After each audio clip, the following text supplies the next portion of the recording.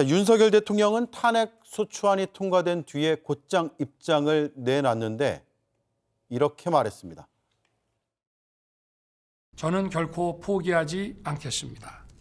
저를 향한 질책, 격려와 성원을 모두 마음에 품고 마지막 순간까지 국가를 위해 최선을 다하겠습니다. 네, 포기하지 않겠다. 이거 어떤 말로 들리세요? 탄핵 지난번에 12.12 담화문하고 다를 바가 없다고 생각합니다. 저는 딱 들으면서 끝까지 국민을 갈라치게 하고 정말 끝까지 구제불능이구나라는 생각이 먼저 들었고요. 그 탄핵이 가결되고 나서 국민들께 드리는 글에서조차도 전 정권 탓을 하고 있더라고요. 네. 그리고 지금 열 하루 동안 우리 국민들이 그 느꼈던 공포와 분노와 참담함과 수치 이런 것들은 안중에도 없는 그런 내용이었다고 생각하고요. 특히 그 계엄과 내란에 대한 사과 한마디가 없었잖아요. 네. 이상민 전 행안부 장관이 물러나면서 모든 순간이 행복했다라고 얘기를 해가지고 정말 엄청난 비난을 했었는데 오늘 똑같은 얘기를 했잖아요. 고되지만 행복했다.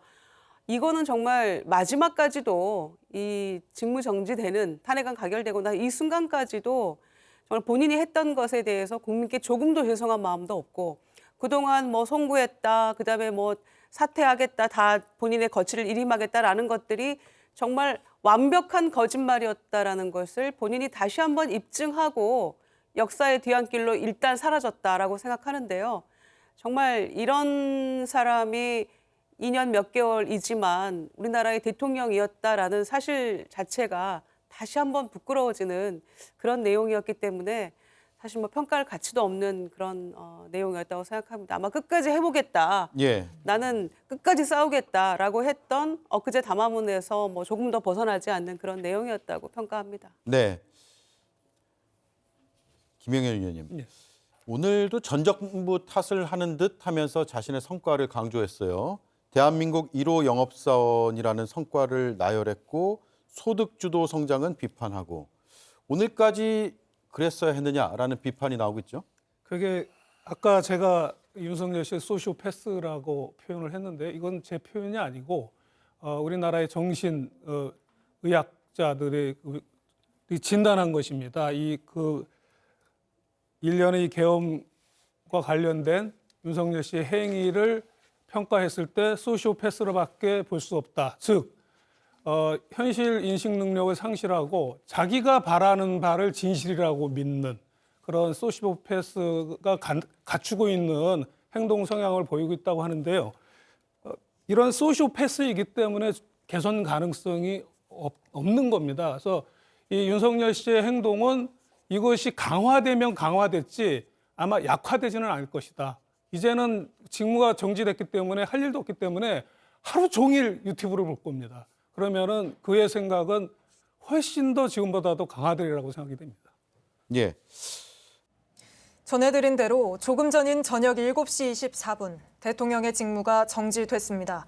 바로 용산 대통령실로 가보겠습니다. 자, 김태영 기자, 조금 전에 국회에서 탄핵소추 의결서가 그곳 대통령실로 전달이 됐죠?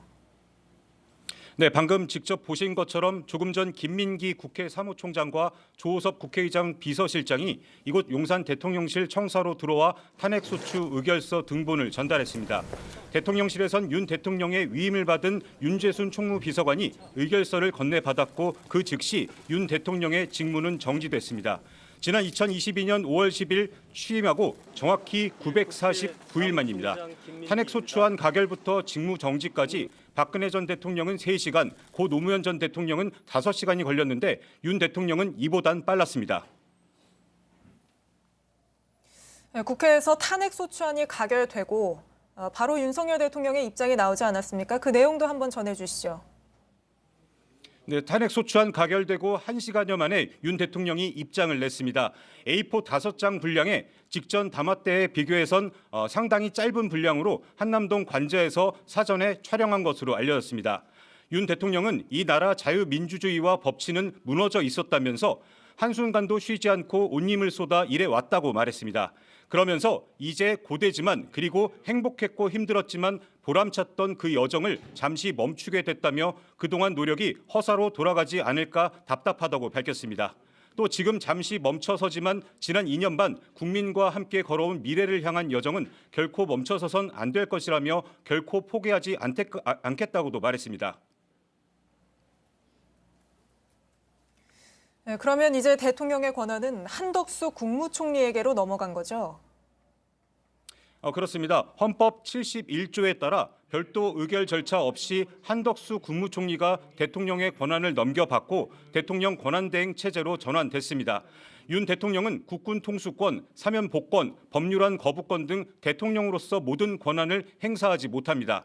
한덕수 권한대행은 조금 전 정부 서울청사에 도착해서 입장을 밝혔는데 직접 들어보겠습니다. 마음이 매우 무겁습니다. 이 어려운 시기에 오로지 국정을 안정적으로 운영하는데 온 힘과 노력을 다하겠습니다. 네, 한덕수 권한대행은 즉각 긴급 국무회의를 소집하고 이어서 정부 서울청사에서 대국민 담화를 한 뒤 국가안전보장회의를 열 것으로 알려졌습니다. 네, 국회에서 탄핵안이 가결된 직후에 윤석열 대통령 반응 혹시 취재된 게 있습니까? 네, 윤 대통령은 현재 한남동 관저에 있으면서 표결 결과를 TV 생중계로 봤을 거고요. 탄핵소추 의결서가 전달됐다는 내용도 보고받았을 겁니다. 윤 대통령의 반응이 어땠는지 또 오늘 중 입장을 밝힐지 여부는 알려진 게 없었는데 탄핵안 가결 1시간여 만에 즉각적으로 입장을 낸 겁니다. 이 과거 박근혜 전 대통령과 고 노무현 전 대통령 모두 탄핵안이 가결된 후에 국무위원 간담회를 열어 여기서 입장을 밝혔는데 이와 다른 방식으로 입장을 냈습니다. 윤석열 대통령은 이제 직무 정지 상태에서 헌법재판소의 탄핵 심판과 또 각종 수사에 대비하지 않겠습니까? 그렇습니다. 당초 대통령실에선 2차 탄핵안 가결 가능성이 높아졌다 봤던 것으로 전해집니다. 따라서 법리 다툼을 위한 각종 방어 논리 마련은 이미 시작됐을 것으로 보입니다. 이틀 전 윤 대통령이 발표한 4차 담화문은 그 예고편이라 할 수 있습니다.